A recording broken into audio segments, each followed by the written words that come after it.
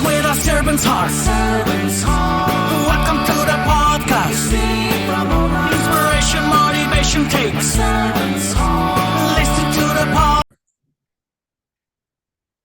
Welcome to Doing Business with a Servant's Heart. I'm your host, Steve Ramona. Every episode is an invitation, a reminder that business and life isn't about profit. It's about purpose. It's about showing up with a servant's heart in every deal, every decision, every day to make a powerful impact on others. My guest today, boy, I've known for a while, and we're in the same group together. He's going to light you up. He's going to motivate you, but he's also going to challenge you.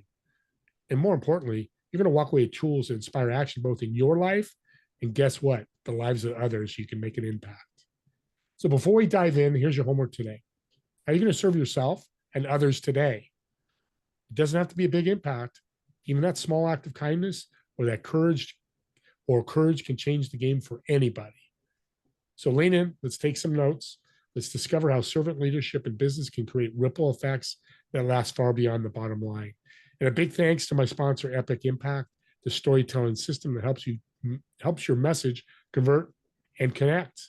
It's just 4 steps: engage, persuade, inspire, close with clarity so your message is heard by everybody. I use it every day and it works. Try it free at epicimpact.ai with code STEVE. Change your message, change your results. And last thing, quick shout out. We just hit top 20 in all small business marketing podcasts. Thank you, because we are making that impact. With that being said, let's bring Burt on. Burt, welcome to Doing Business with a Servant's Heart. Thank you. I appreciate you having me. Great to be on. Why are you so passionate about revenue? Well, I think, I've never met a business owner or an entrepreneur ever, not once, who said, nah, my revenue's good. I'm good. I don't need any more. And, everybody's always looking for ways to grow revenue. And I've learned through the years that, you can grow revenue by having a great product. But in order to back up that product, you have to have a great sales team. And that's important too. And then there's other ways to grow revenue, which I've learned pretty much since I got out of media, but over the last 14, 15 years, by the effective use of technology is a great way to grow revenue, just because technology can do things that you don't have to do anymore. Like you don't have to work the spreadsheets. Those can be automated. I mean, and data automation to me is one of the biggest lifelines for business owners. And the funny thing is, most business owners don't even know that they need data automation. Some don't know what it is. And it's amazing what can happen when a business owner takes the time to sit and listen and see how automation can change their life as it relates to revenue. So it sounds like you come in into a company and show them how the marriage between revenue and technology can really work. And I'm sure it's specific to each company, right? Absolutely. There's no one size fits all model. And, you know this, Steve, but data automation is 2 words that have hundreds of applications behind the 2 words. You can automate 2 spreadsheets to talk to each other. You can automate disparate systems to talk to each other. These businesses and this is where we do our best work, when you have companies that have a variety of disparate systems.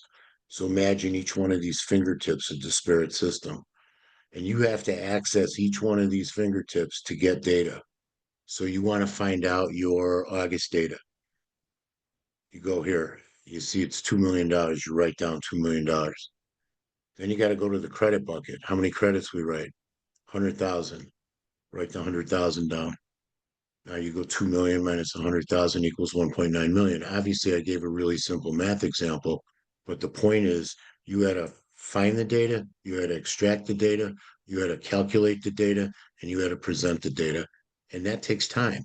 When in essence, if automation is done the right way, you can push a button on your terminal and all that's done for you. And I gave a simple math example, but through that, you can get month over month, year over year, week over week, period over period. Everything can be automated. And the thing that I found most amazing with many of the companies we talked to I mean, there's some big companies. I mean, billion-dollar companies that are years behind where they should be as it relates to their data, which I found mind-boggling. Yeah. But Yeah, that is mind-boggling. Well, here's the flip side to this. People are like afraid technology is going to take their jobs. What's your thought on that?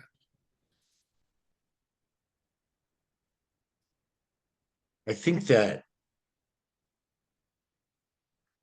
the biggest mistake people are making, if I talk about AI for a minute, um, the one thing I tell everybody anyone who listens, don't let AI replace what you bring to the business equation, the business relationship as a human being. That's the biggest mistake that business owners make.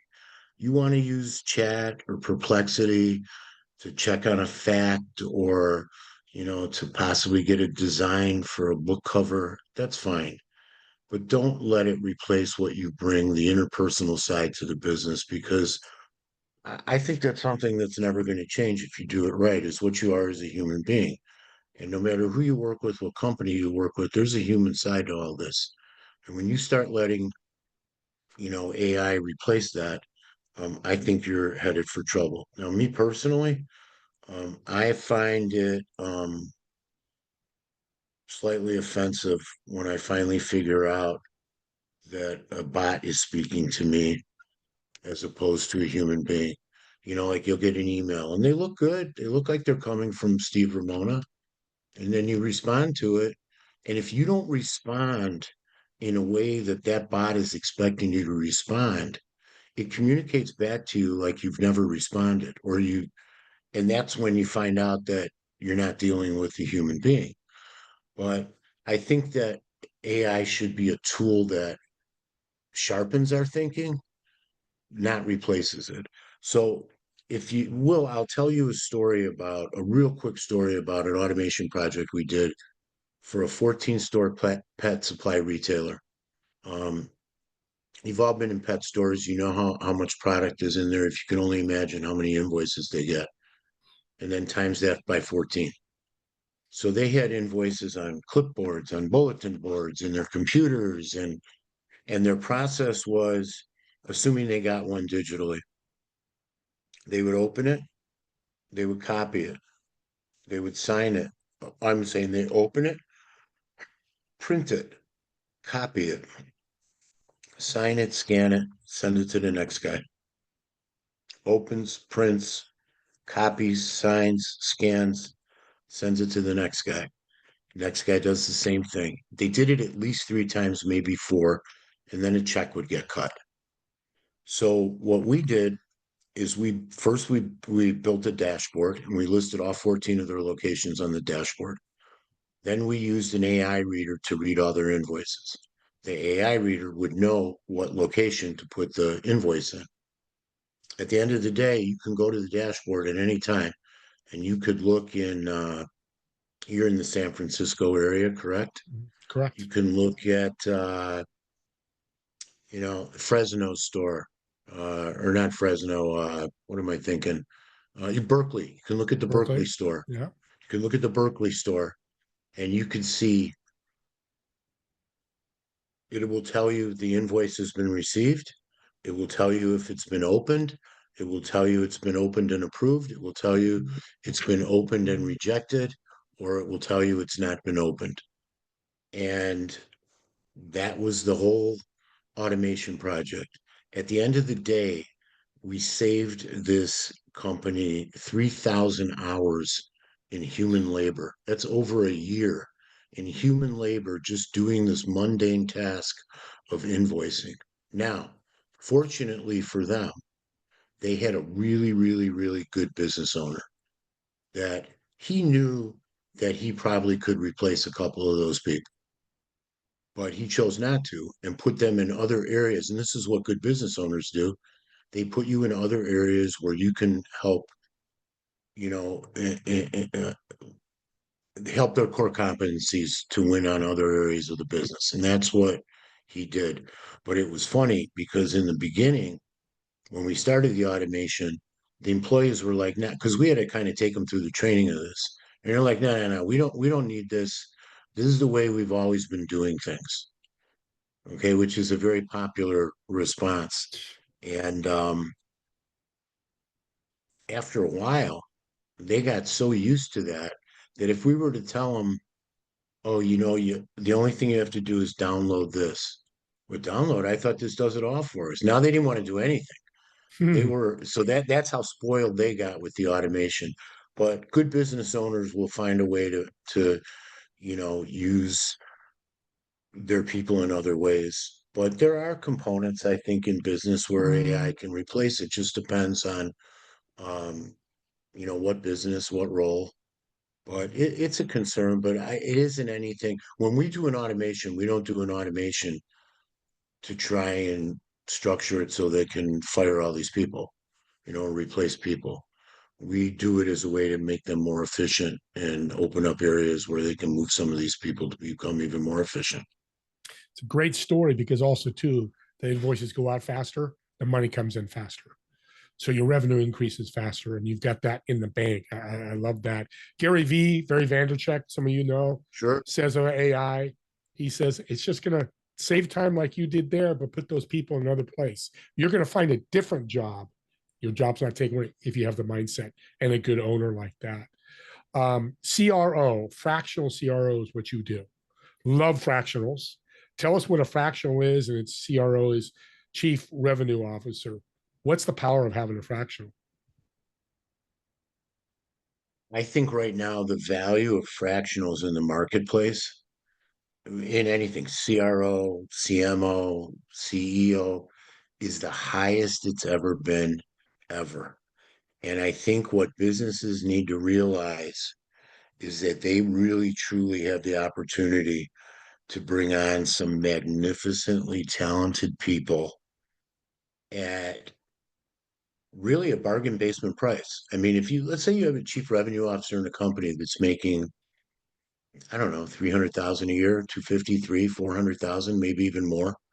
And now he turns into a fractional between, I don't necessarily know all the rates. I've seen him at 5 grand a month. I've seen him at 8 grand a month. Let's take 5 grand a month. Okay. For 60 grand a year, you can have a $350,000 professional pretty much at your beck and call. And there's great, great, great value there. It works in all the different silos. Um, and I think business owners, um, with all there's a lot of, there's been layoffs lately in a lot of different industries, reduction in workforce. I'm not 100% sure how much business owners truly understand the value that they can be getting by dealing with or working with a fractional in any capacity. But there is enormous value. I mean, in my case on the sales side, a chief sales officer, a head of sales, VP of sales, that's anywhere between on the low side 250, on the high side 500,000. And if somebody wants to charge you 6 grand a month for a freight, now they're obviously going to have other responsibilities, but that's a hell of a deal for 72,000 a year. Oh, and you out there, nonprofit startups that need these help, CROs, CMOs, what a great way to start your business. You got a new business, you need a CMO, you don't have anybody in your staff. That's why I love it. It's a great part. And then when you're ready, you've made money, then you bring the full-time guy on or hire I know fractionals that took jobs full-time for 2 years and then went back to fractional. So it's a win-win for both sides. I'll share one more quick story with you. Sure. I was meeting with a CEO of a company, and he says to me, he goes, I have to be honest with you. Because why would I need somebody like you? He said, I have an executive leadership team. And when we have a problem, an issue, a scenario, we meet as an executive lead. My executive leadership team meets, and they tell me what I need to do. I said, I completely understand that. I said, let me explain something to you. your executive leadership team has one mission, and that is to keep you happy. So they will tell you things that are designed to keep you happy, but they might not be the right things for you to hear as it relates to your business, but it will keep you happy. I said, with all due respect, I don't care if you're happy. I will tell you what I believe you need to know and hear as a business leader, as an owner of a company, to make the right decision. And if it doesn't make you happy, I'm sorry. But if you do make the right decision, ultimately you should be happier than you've ever been. But that's, kind of the end of that. The mic drop right there, because it's exactly founders, CEOs, don't get yes people around you. Absolutely. It's a Imagine cheap six. looking somebody who's about to hire you and telling him, looking him straight in the face and saying, I don't care if you're happy. That's not Powerful. my thing. And the funny thing is he hired us. But I think open, honest communication is paramount in all this, and being transparent is key. Well, and he was transparent with you too, which is, I love his conversation. Hey, I've got these guys. Absolutely. And you came back with, and ultimately, if he didn't hire you, just move on to the next person. That's what people have to I don't. understand. It's not tied to that at all. The technology, I work with a lot of entrepreneurs, and a lot of entrepreneurs and founders are here. How do you vet good technology? What's a tip you can give the audience? How do I vet good technology? A good company to Um, come in, because I assume you have partners that you're working with. yes, yeah. The biggest thing is what they are as human beings, believe it or not. So I'm vetting a technology product based on what they are in a non-technology world as human beings. Okay. So if I know, like I said, if they're open, if they're honest, if they're transparent, you know pretty quick, high moral compass, um, all that. That to me is worth more than anything, because you can have the greatest product in the world, and if you don't have good people behind it, if you have people that aren't ethical, that are just trying to ram stuff down your throat, that are trying to sell you stuff because they get paid a higher commission versus because it's what you need, I won't work with people like that. So to me, believe it or not, vetting good technology starts with the people, and then it moves into the product. It like take CRM for example. CRMs are designed for the C-suite. They're not designed for the salesperson. And the most important person in a CRM is the revenue generating people. And if you make it difficult to enter data into a CRM, the data will not get entered in the CRM, and then you are wasting it. I mean, if you look at, with all due respect to Salesforce, and I've used the product before, it's a phenomenal, phenomenal product. Salesforce is this big, right? Most people are using this much of it. That's it. And so there's a lot of it, and it's not just Salesforce, it's other CRMs as well. But you're paying for a lot of stuff that you're not using. And one thing, even in technology, I encourage people to sometimes build their own CRM versus using paying, because this came to me from a business owner that he said, I might be a little weird. He goes, but I have a problem having a third party control my CRM. And I said, well, what do you mean? He says, let's say my company gets cyber hacked and they shut me down, they take all my money out of the bank account, and I can't pay my CRM bill. What happens? They shut you off. So now you have no access to your data, to your pipeline. I mean, you would hope you would have it backed up, but you'd be surprised how many people don't do that. And he goes, I'm screwed. So he wanted to build his own, because that way he knew that no third party could ever shut him down, so to speak. Love it. Obviously the internet and all that, but for the most part, no third party business unit could decide, you know what, we're turning you off. I built my own, so I'm right with you. I've got thousands of people I meet, and their data is important, and data is gold. People don't understand that. It is gold. We, Good technology to me is the ease of use. The ease of integration is really key. In anything you want to, if you needed to integrate, you want to be able to, integrate your technology. But to me, it all starts like everything does with the people. And that's one thing I hope to never get away from. And I hope to never allow business owners to get away from the humanistic aspect of business, no, regardless of how advanced our technology gets. It all starts with the people in your organization, the people outside that you're working with. And when you can nail those relationships, usually the rest is easy. I 100% agree. The owner of Camping World, Marcus Lemonis, has a TV show, People, Process, Profit. Everything you just said is just nailed it. I love it. We're coming to the end here, but this is an important subject to me because, we're blessed this way. You said your superpower is in your network. How did you build such a great and massive network? When I first started at the Chicago Sun-Times, uh, I got my first big promotion down to, the major account group, retail advertising. And the the director of retail advertising came up to me, the advertising director, and he said, "I'm going to tell you something."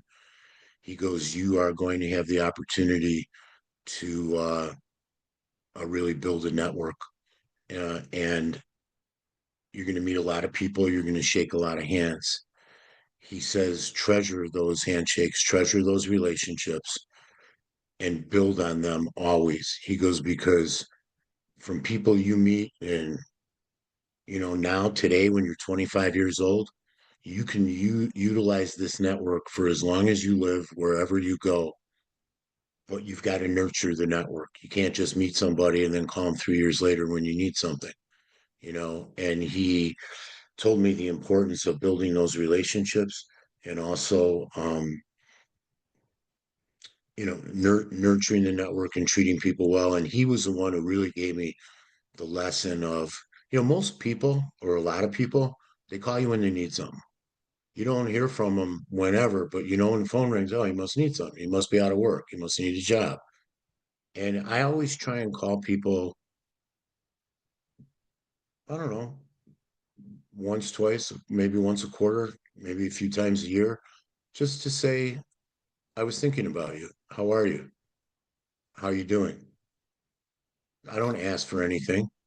And that's the best thing you could do to build that and nurture that network, is show you're interested in them, again, as a human being, not as a piece to a financial equation for a sales goal you need to hit. Well said. That's exactly how to build a network. I love the handshake. And then virtually, you can do it by just treating people right. You don't have to physically handshake with somebody. No, but I always think it's good. I think the phone is a lost art. I think, now so many people are great, but I don't have it on Calendly. Would it be okay if I call them? If I want to talk to somebody, I just pick up the phone and call.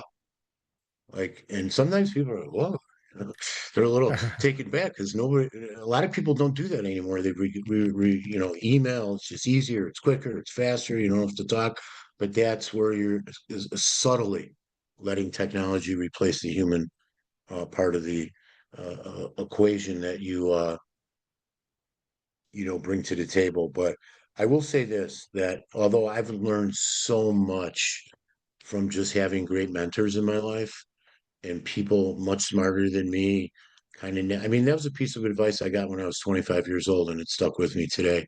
But I will tell you this, that um, you can learn more by reading biographies of billionaires. It'll teach you more than any self-help book will out there, is reading a biography of a Marcus Lemonis, or anybody. You'll learn more from reading a biography of a billionaire than you will any self-help book. But the interesting thing about self-help books, you can go into bookstores and find sections on self-help, but you find no sections on how to help others. And that's really the one thing that I hope people take away, that you should be coming into every relationship looking at what you can give, not what you can get. Because I think if you give more than you take, you get back way more than you give.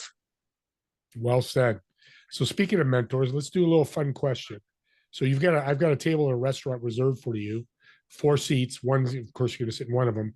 What mentors or people dead or alive that have changed your life that you'd love to talk to and sit down for a few hours and have a meal with? And what meal would you order? Wow. I'm trying to think if I'm going to have a harder problem with the food question or the mentor question. Um, That the happens. mentor question, I can name a couple right off the top of my head. Joe Sullivan, old family friend. And I'll tell you his story in a minute. Harvard MBA, started his own venture capital private equity company after spending 25, 30 years with I think S-Mark, which used to be Swift. He took Vigoro to market, the fertilizer product. Literally, he took a shit product to market and turned it into millions. But the advice he gave me on life was incredible. Um, which I'll circle back to. Tom Sherrick, who has since passed away. Tom, when I first met him, was the head of domestic marketing and distribution for 20th Century Fox, but very involved in helping to find a cure for MS. And he got me into um, championing MS as a charity for both myself and the Chicago Sun-Times.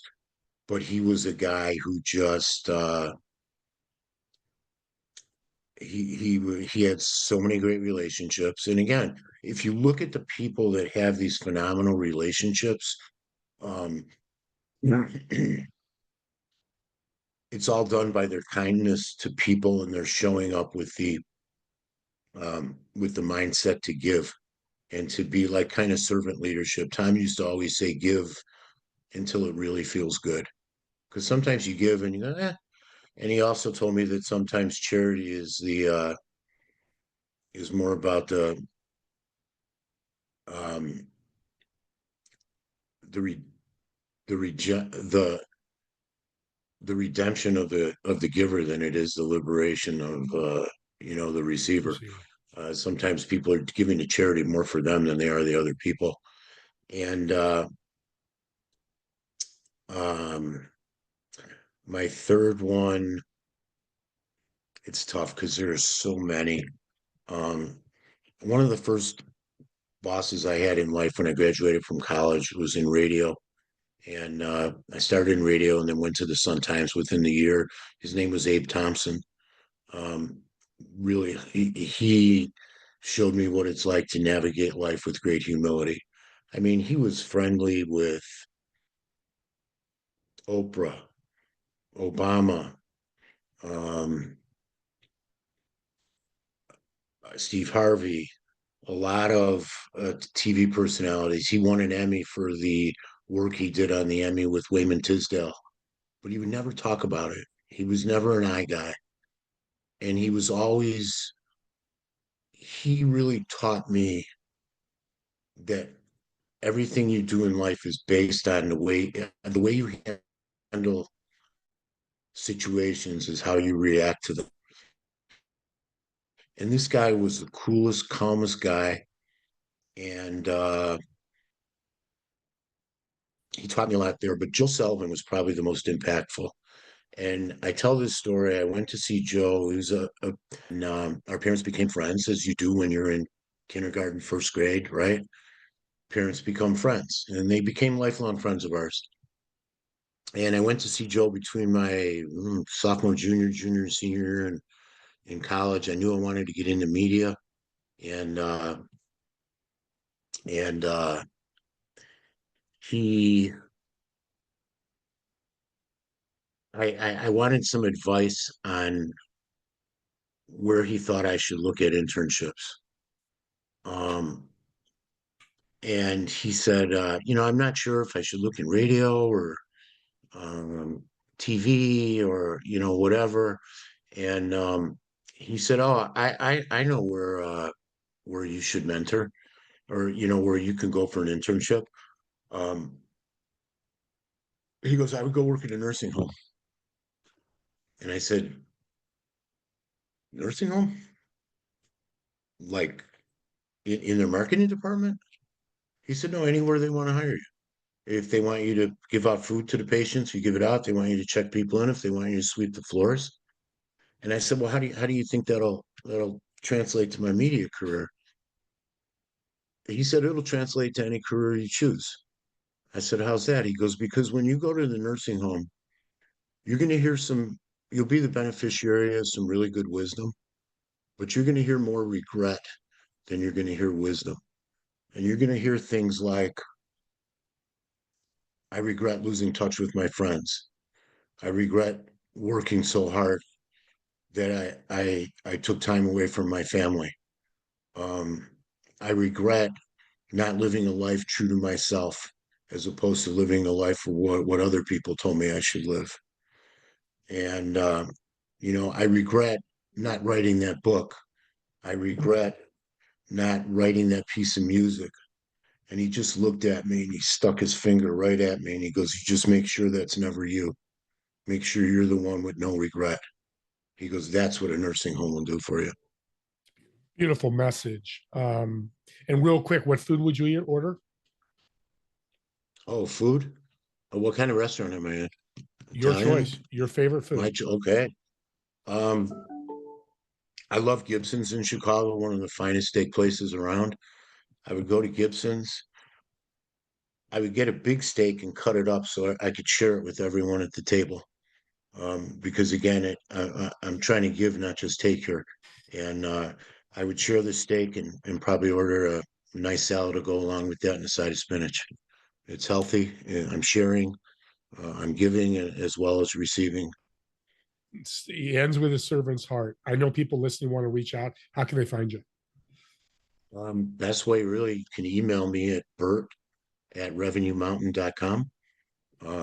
It's REVENUEMOUNTAIN.com.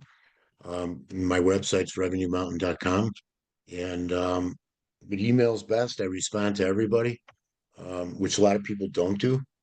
I don't look at someone and go, they can't help me. I think speaking with, when I say everyone, okay, when we first met, I didn't look at Steve Ramona and go, gee, I wonder if he could be a client of mine.